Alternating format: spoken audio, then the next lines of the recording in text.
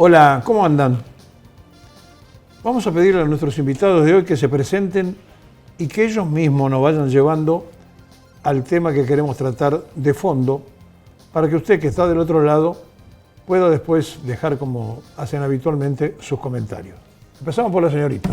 ¿Qué tal? Buen día. Mi nombre es Joya Cardoso Marino. Soy docente de la Facultad de Psicología, de una materia de la carrera, de la licenciatura en Psicología de segundo año, ya transitando ese... O sea, soy licenciada. Soy licenciada en Psicología, sí. Egresada hace 8 años y hace 8 años aproximadamente docente también. Caballero. Mi nombre es Juan Duarte, soy licenciado en Psicología también y doy clases en la materia de Psicología del CBC en la sede de Puan de la UBA. ¿Sobre filosofía? No, Psicología sí. es una introducción... O sea, ¿introducción a la psicología? Introducción o sea, a la... los dos van manejando la psicología. Sí, estamos en diferentes instituciones sí, pero, académicas. Sí. A ver, cuando uno ingresa en este mundo de averiguar de qué se trata, la filosofía sirve porque es abarcativa y pregunta. La psicología también pregunta. Y pregunta a veces teniendo una respuesta preconcebida. Es decir, vamos a preguntar tal cosa porque sabemos que según lo que nos responde, podemos catalogar en qué está. En la filosofía se deja más libre el pensamiento. ¿Por qué psicología? ¿Por qué psicología? Bueno, primero no hay una única psicología. La psicología es muy diversa y hay distintas corrientes de pensamiento. Claro, ya en la práctica profesional, pero hay distintas corrientes de pensamiento para abordar, digamos, la psicología como una disciplina, ¿no? Entre algunas de las más conocidas están el psicoanálisis en todas sus vertientes, la psicología histórico-cultural, también relacionada a Vygotsky, las psicologías cognitivo-comportamentales. Cada una tiene sus propias preguntas, su propio objeto de estudio, su propio debate, ¿no? Ahora, ¿por qué psicología? ¿Por qué yo elegí estudiar psicología? ¿Y qué parte de la psicología te atrapó a vos? A mí, sobre todo, pensar una relación entre la construcción de subjetividad en relación a las épocas que vivimos y transitamos, ¿no? Las maneras que tenemos de interpretar, de ver, de abordar el mundo, de abordar los problemas. La psicología social. Más cercana a la psicología social, podríamos decir, sí. Y a las problemáticas sociales, ¿no? Digo, es otro tipo de intervención y de profesión también. Caballero.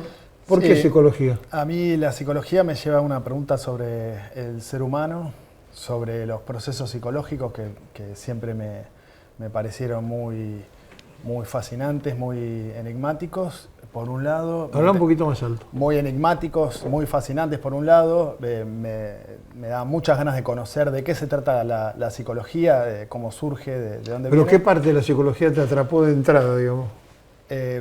¿O el averiguar de qué se trataba?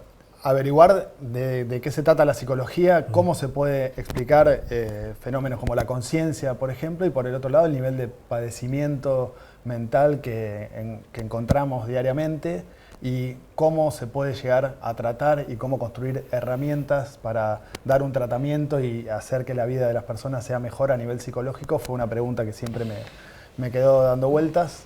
Me interesaron diferentes psicologías, en su momento me interesó el psicoanálisis, por ejemplo, y hace unos años me interesa mucho una perspectiva histórico-cultural.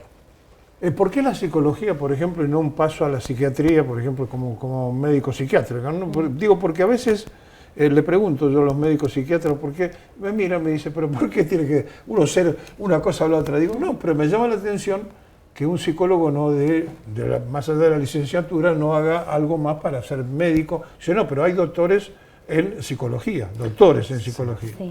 Sí. Es cierto, hay doctores en casi todas las especializaciones. Lo que pasa es que la costumbre nuestra de llamar doctor a todo el mundo, llamamos al abogado que no es doctor, lo llamamos doctor, y doctores en leyes debe haber 50 en el país y hay.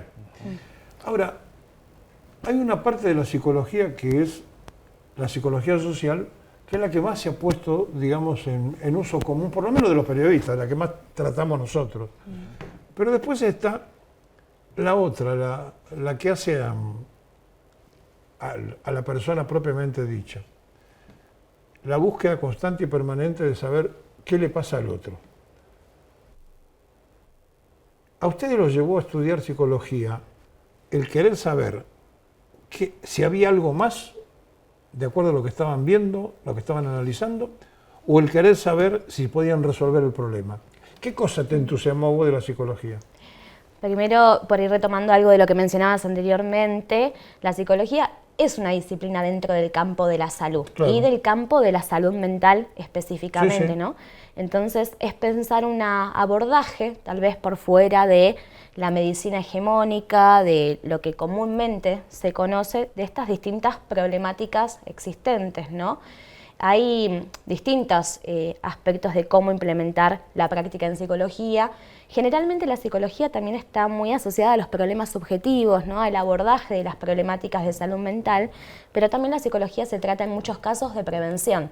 Por ejemplo, yo trabajo mucho alrededor de la educación sexual integral desde este enfoque para pensar, en ese caso, cómo intervenir en la educación en las escuelas. Es otra perspectiva desde la cual pensamos el desarrollo de esos conocimientos y cómo implementarlo para abordar otras situaciones, ¿no? De interpretación, acompañar interpretaciones de la realidad también, o procesos de construcción de conocimiento. Sí. ¿Qué es el miedo?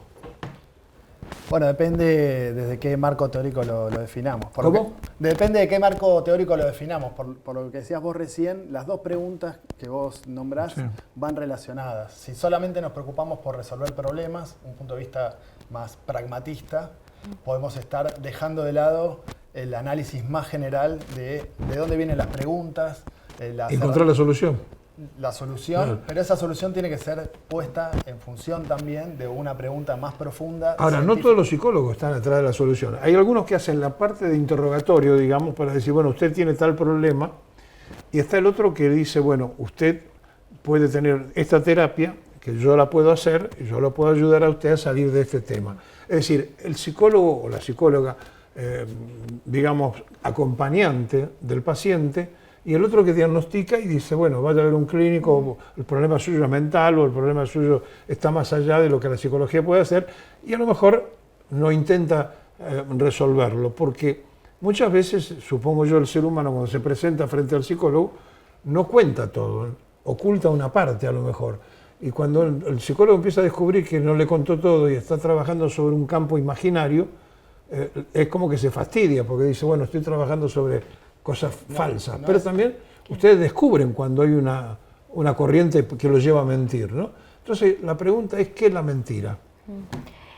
Claro, nosotros por ahí no somos buscadores de mentira porque partimos que del otro lado hay alguien que siempre, que lo que nos está diciendo representa una verdad, una experiencia, una vivencia para esa persona, ¿no? Entonces, si queremos hablar de mentiras, podemos buscar la mentira en la política, ¿no? Por ejemplo, en las campañas político-electorales. Son muy mentirosos. Digo, para pensar eso. Pero en el caso de los tratamientos, justamente a veces, ¿no? Digo, para pensar, por ejemplo, en el campo de la psicología clínica, muchas veces hay muchas problemáticas, ¿no? Asociadas a la salud mental, ansiedad, depresión, que de hecho se buscan en principio las causas, sobre todo biológicas, para posteriormente llegar a ver cuál es la situación subjetiva que da lugar a que proliferen ese tipo, ¿no? de síntomas. Nosotros llamamos virtud en la Argentina a un jugador de fútbol que sabe driblear, que sabe esconder la pelota, que sabe engañar al rival. Y es una acción mental muy rápida que hace en ese momento para que el cuerpo le responda a esa jugada. Esa mente está trabajando a una velocidad diferente al que tiene enfrente, que lo va a marcar, ese jugador que lo va a marcar para quitarle el balón, se encuentra con que el otro tiene una velocidad de creatividad de esconderle la pelota, etcétera, etcétera, y de hacer una jugada que todo el mundo dice, mirá qué bien, aplaude. La mentira tiene categorías, es decir, está el enfermo que no se da cuenta que miente, está el que miente por sistema. Salgamos de la política porque nos podemos entretener todo el día. ¿Qué es, en definitiva? ¿Es un ejercicio del ser humano en algo que todos llevan o es una cosa diferente? El mentir o decir la verdad. ¿Cómo lo definen ustedes? Detrás de las preguntas psicológicas. ¿Cómo? Detrás de las preguntas psicológicas hay una concepción sobre el ser humano.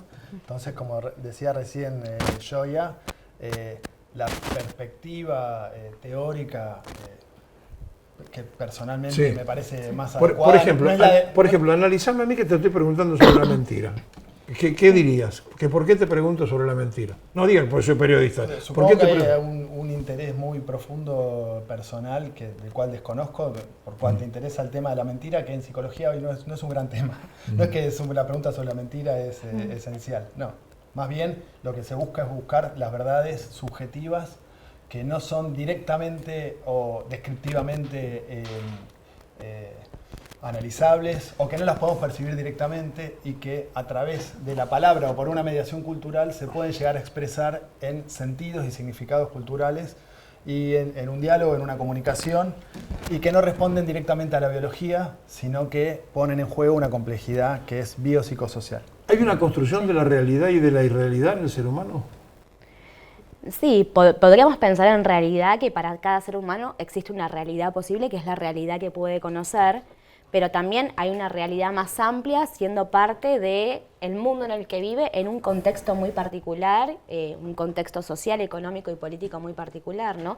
La realidad también se construye no solo con lo alcanzable y lo palpable, sino también se construye a partir de poder interpretar algo de eso y a partir de la sociabilización que existe para comprender otro tipo de realidades. Pregunto porque no lo sé, pero ¿se da mucho la consulta al profesional sobre problemas de pareja, problemas familiares? ¿Qué es lo que abunda en la consulta psicológica? Y hoy por hoy abundan muchos problemas sociales referidos a la crisis. ¿Los problemas sociales? Sociales, a la falta de trabajo, a la precarización de la vida, del trabajo. O sea, eso se nota mucho ahora. Se nota mucho. Sí, sí. Y padecimientos subjetivos que tienen que ver con los modos de relación. Perdón, y la persona que va a hacer esa consulta, ¿va aturdida? ¿Va diciendo, vengo a buscar que me clarifique esto? ¿Cuál es la segunda pregunta, digamos, cuando plantea el problema? Bueno, se supone que se acude a una consulta atribuyendo un saber al especialista que nos puede ayudar. De llevarlo en la conversación. Exactamente. Sí, también hay mucha... como intentar desenmascarar una construcción de sentidos comunes que hay alrededor de un problema, ¿no? Juan mencionaba, por ejemplo, la falta de trabajo y la falta de empleo.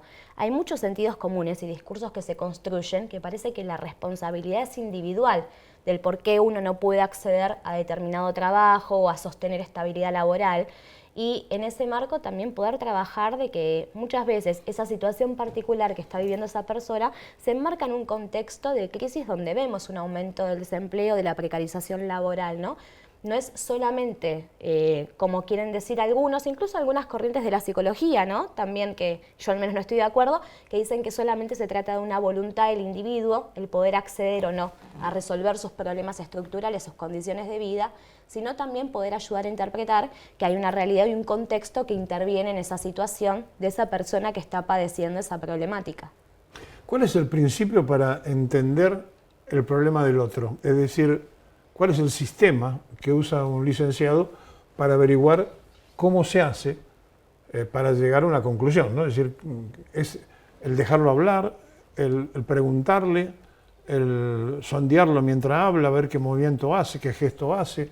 ¿Cómo se trabaja en un consultorio? Bueno, depende también del marco teórico respecto a... ¿Y sobre qué sectores esté trabajando, no?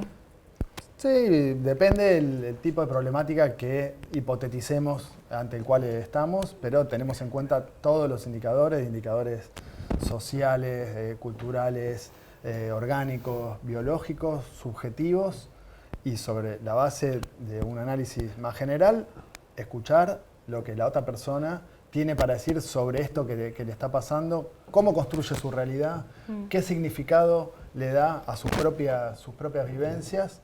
Y eso se hace en un diálogo donde lo que se busca es justamente que esa persona, sin ningún tipo de constreñimientos morales, pueda desplegarse.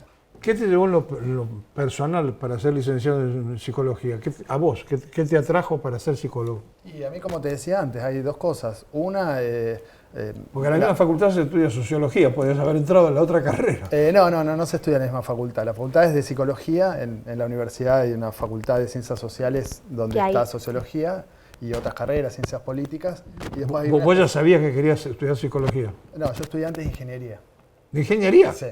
Ah, contame eso. Sí, me interesaba la ciencia quería estudiar física, después empecé a estudiar ingeniería y después me empezó a interesar mucho una pregunta científica sobre la conciencia, sobre el inconsciente, sobre la psicología. Me atrapaba mucho de dónde surge fenómenos que no son directamente... ¿Qué ingeniería te gustaba? Me interesaba la física, pero estudié industrial. Industrial. Sí. ¿Vos siempre estudiaste psicología? ¿Siempre te gustó la Yo psicología? siempre estudié psicología. Ya desde muy chica, no sé, en algún momento apareció una representación de lo que para mí era la psicología, que era ayudar a otras personas. En el secundario tuve la materia de psicología y ya en el último año de secundaria hice, bueno, la UBA tiene un programa que se llama UBA 21, que es para hacer el CBC a distancia. Hice el CBC a distancia y entré en la licenciatura directamente. Dijiste algo muy importante, ayudar al prójimo, ¿no? Ayudar a alguien. Al otro. Prójimo sí, muy bíblico. Sí, es decir, tratar de entender al otro.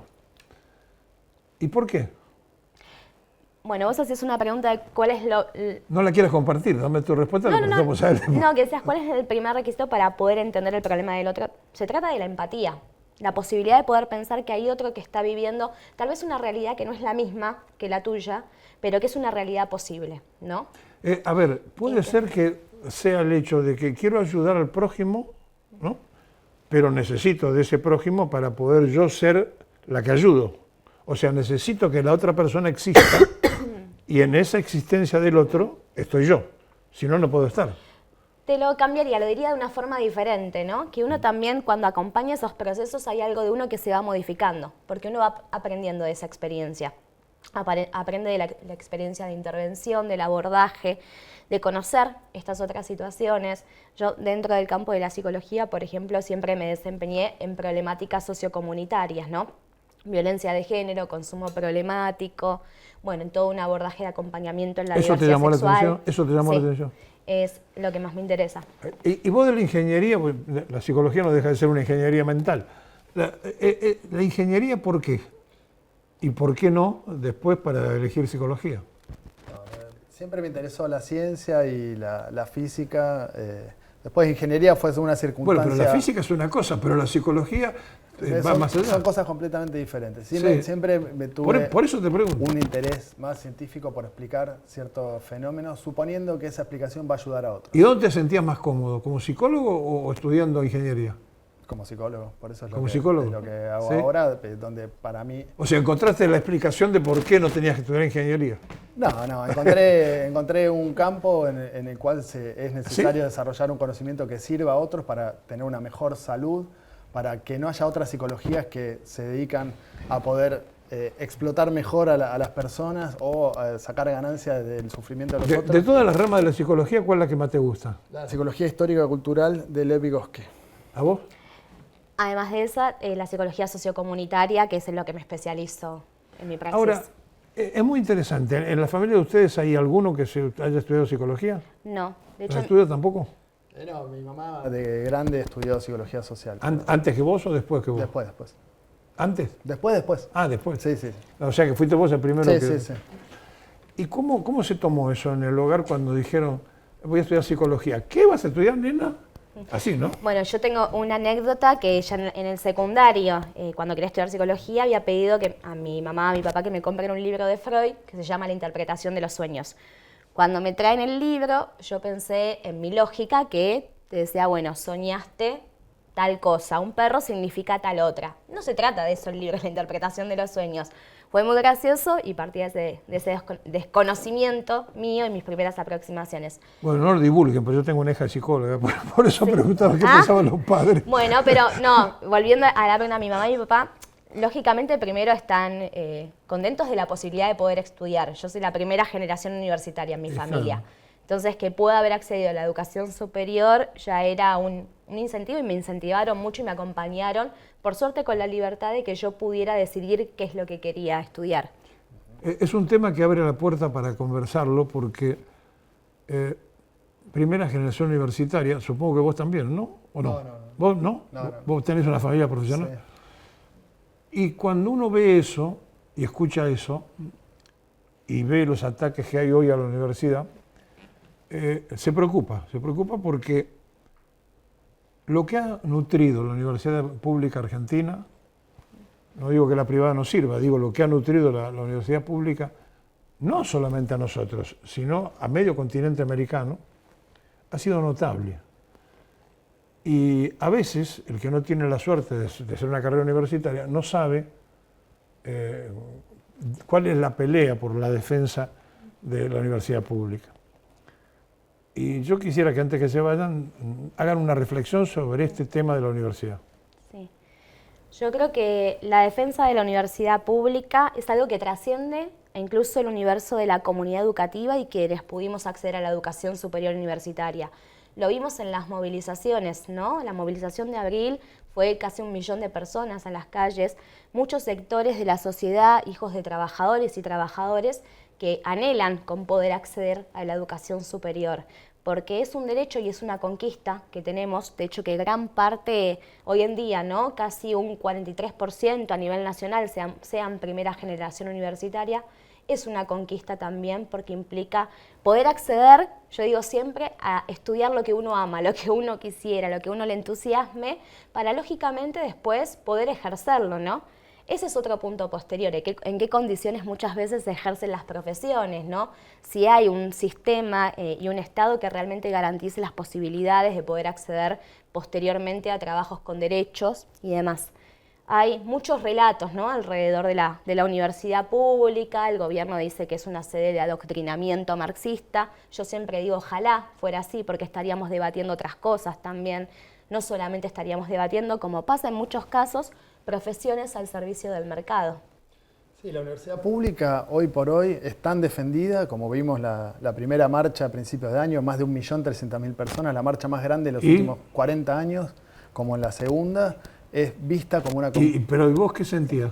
Yo siento que es una defensa de una conquista social donde se ve que en la universidad pública se construye un conocimiento para hacerle mejor la vida a la gente, que de ahí vienen especialistas y profesionales que ponen su conocimiento al servicio de la salud, de la educación, de la vivienda, del trabajo, de todas las áreas para hacer mejor la vida de las personas y que el acceso a poder estudiar en una universidad pública costó muchísimo en esta sociedad, costó desde la reforma del 18, de luchas de estudiantes, de obreros también, como en el Cordobazo, y que hay una memoria popular que defiende la universidad pública frente a lo que considera un ataque oscurantista de un gobierno que está decidido a entregársela al mercado para hacer nuevos negocios con la universidad pública y que ve las cosas desde un punto de vista completamente opuesto.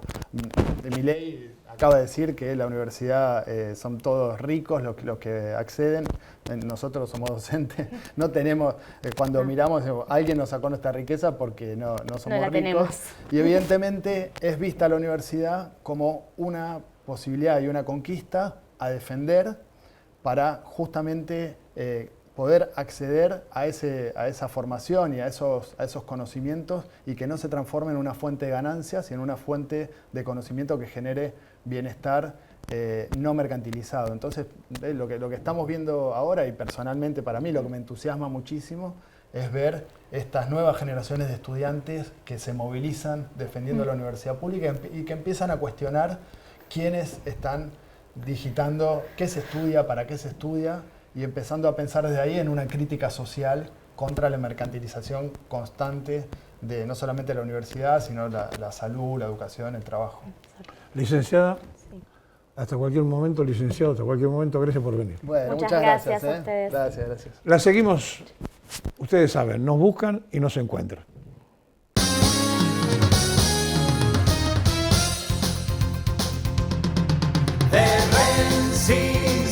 Ayer y hoy, aprendiendo del pasado, de Rensis, ayer.